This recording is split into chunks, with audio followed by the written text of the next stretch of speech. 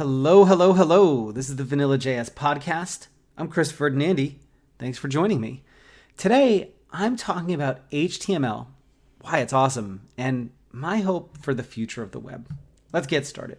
So, a few weeks back, I wrote an article about how you can build interactive expand and collapse components with just HTML. And then I wrote a follow-up article on how you can extend that with a little bit of JS to make it more like a traditional component accordion group where when one opens, others collapse.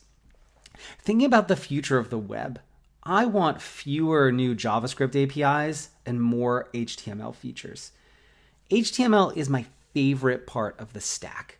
It's simple, resilient, and powerful. It naturally progressively enhances itself. The developer community as a whole, and browser vendors as well, seem particularly focused on what are called low-level JavaScript APIs that you can use to build open-ended stuff. And that's cool, I get it. Web components, for example, are pretty neat.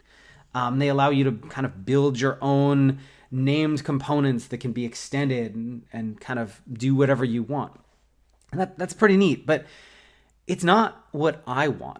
I want out-of-the-box, ready-to-use HTML components. I don't want to have to create my own custom stuff. That's actually the problem I don't want to have to think about. I want that solved for me. And I want it solved in a standards-based way so that it's predictable.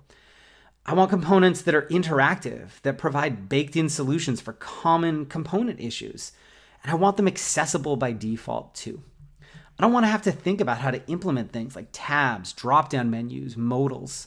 I don't want to have to write JS to make them work or think about what roles and ARIA attributes are needed to make sure that screen reader users know what's going on. And I don't want to have to grab third-party components and hope that they did those things correctly either. I just want that stuff baked into the browser. Now, I still want some control. I don't want only HTML. For example, I want to be able to style those elements with CSS. I don't want a situation like what we had with the select element, where for years you couldn't do any styling of them at all. I want to be able to hook into them with JavaScript to toggle behaviors too, like in the example I showed with details and summary elements in an article, which I'll link to down in the show notes. I also want to be able to use them out of the box and have them just work in a progressively enhanced, accessible way. For example, imagine being able to add a drop-down to your page by literally creating a drop-down element. Inside that element, creating a toggle element with the text that should trigger the drop-down and collapse behavior.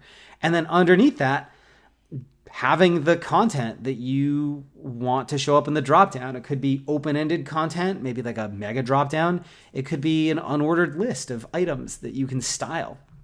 And then being able to change things like the icons that show up for maybe there's some sort of default icon, like an arrow or something. And then you can control the icons, but change the way they look by using the pseudo selectors like drop down before and drop down expanded attribute before for when it's already expanded if you want to like change it or something.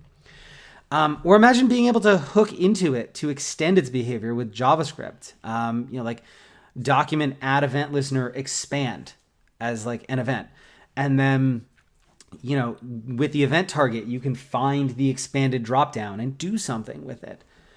Mostly HTML, some CSS, and a little JavaScript.